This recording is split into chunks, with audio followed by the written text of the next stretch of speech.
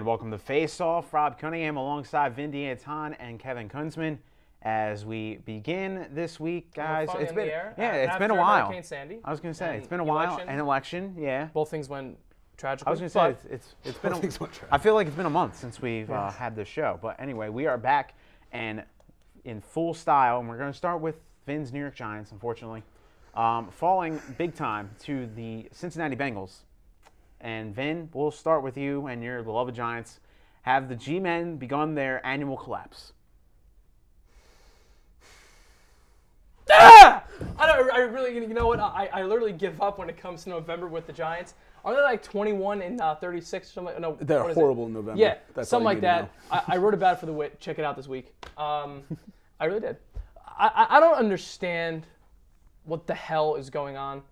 There's only one time when they didn't have a bad November, but they wound up having a bad September anyway. Because in second halves they're like way under 500. Coleman's like 36-8 in October, but everything else is just it's terrible.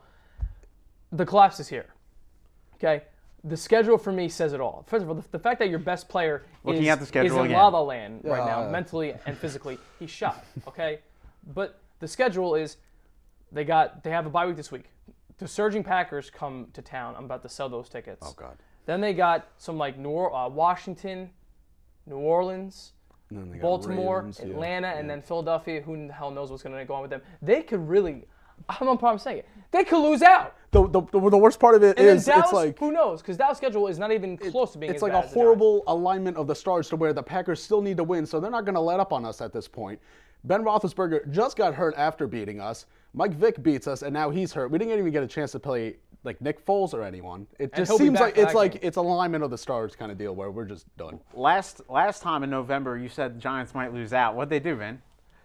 They won the Super Bowl. Yeah, exactly. Last year. So, wait, time out. So you're telling me, should I do it? Lock up the draft pick, and then get the Super Bowl? I think that might only work once. I don't think you can try that again.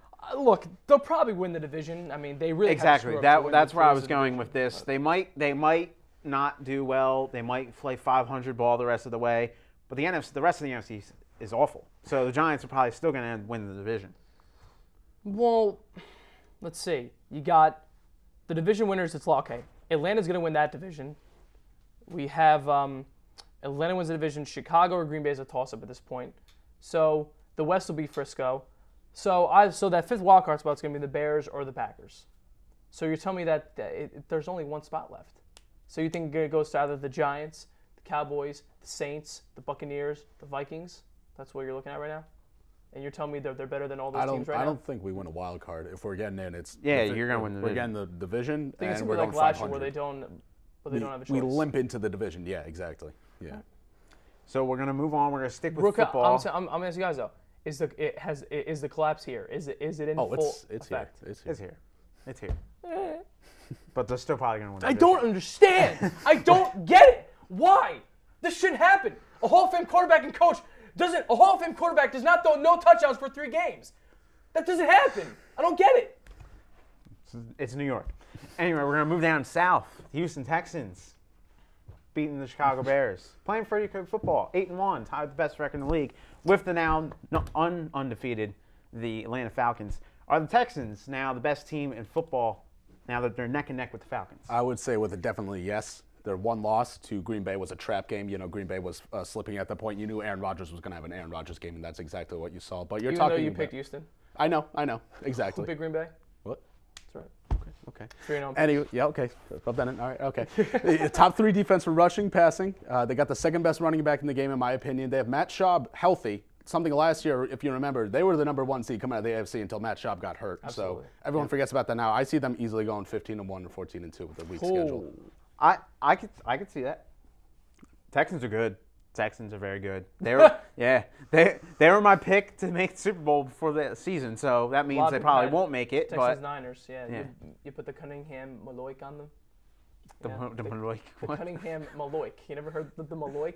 The mush? No. Yeah, I don't. Anyway. What?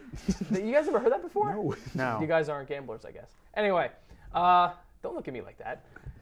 They are the best team in football. And one thing that really stood out to me the other night was, A, they were playing in a crappy condition. And to be honest with you, a team that's really not that good, even with a backup quarterback playing, I feel like still would have lost the game.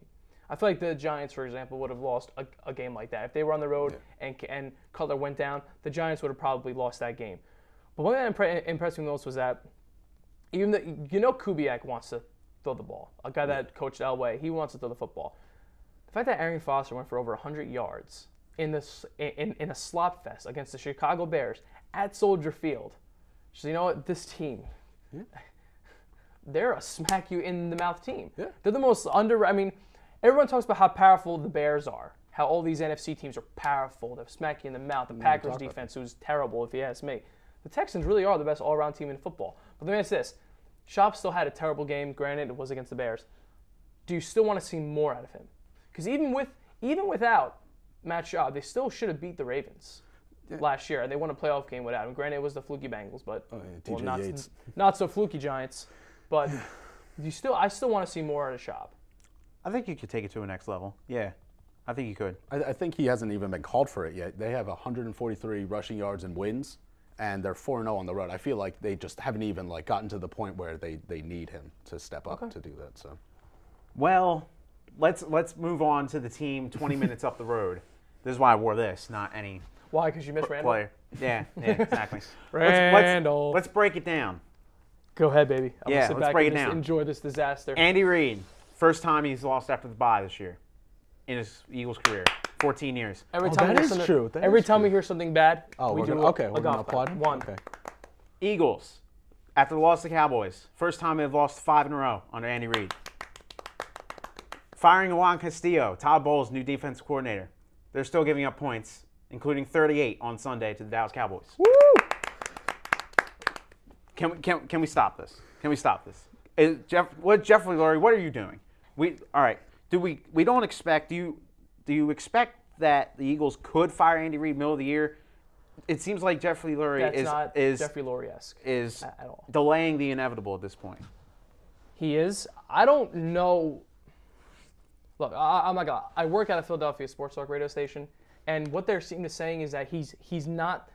And the Eagles beat writers that come on always say he's not going to do that. He's not that type of owner. And I somewhat applaud him for that, though. If you want, do you want to give this a little bit? Okay, one finger. But he won't do that. A, he won't do it to Andy. B, you don't do that in Philadelphia. Yep. But they want it. See, I think. I'm going to stick to the question. He's delaying the inevitable, yes. But what bothers me is. If he really wants to fire Andy, I mean, dude, just do it now, right? I'm worried that Nick Foles could save his job. Could save Andy. I know, you talked about that a few weeks ago on the show here. He is delaying the inevitable. Andy Reid's going to be gone, but... You really think it's over? It's over. It's over. How many times has it been over, though? Or you think this has to be it? This, as many times as we've thought it's been over, it hasn't been this bad. Yeah. Like, they've played bad, but not... this is a new low. Like, it's just awful. Like, as much talent as this team has, they're becoming the Dallas Cowboys. They're becoming the Dallas Cowboys, and analysts and people around the league saying this team's going to be good, and then they just flop. The thing that's bothering me as a sports fan, I don't really care about you guys, but I love this all. But the thing that bothers me is that they're going to wait until the second the season ends, and Reid's going to be gone, and everyone knows that it's just going to be clean slate. Everyone knows at this point he's just walking out the door. Here's the point. point. Do you think Andy truly believes he's gone, or do you think in the back of his head he's thinking, I could save my job? He probably I think he knows. I think he knows. You really think he knows? I think he does. It kind of makes me sad because I feel bad for the guy. There's no point in firing him now. Just let him finish out the year because the season's over. They can't salvage the season. They're 3-6. They need to win out to make the playoffs. It's not going to happen. So there's no point in firing him now. Just let him finish out the year and see how worse it can get. Last question, and then we'll move on. If Reid goes, Vic goes. Yes, absolutely. It's not either or. It's both or not. You think it's a package deal? It's a package deal. Because of the money or the skill or because of both? Because both. I don't think the new coach would want Michael Vick. Because Reid endorsed him, essentially. Yeah, essentially. That blew up in their faces. We're going to wrap up the NFL in this segment here. Mid-season awards, and we have coaches. Let's do our traditional face-off thing. Ready? We'll do it in harmony. For the coach. Chuck Pagano and Bruce Arians. Coach of the year? Yes? Bruce Arians. Splitting the vote. Real quick, I wonder if they can do that. I think they can.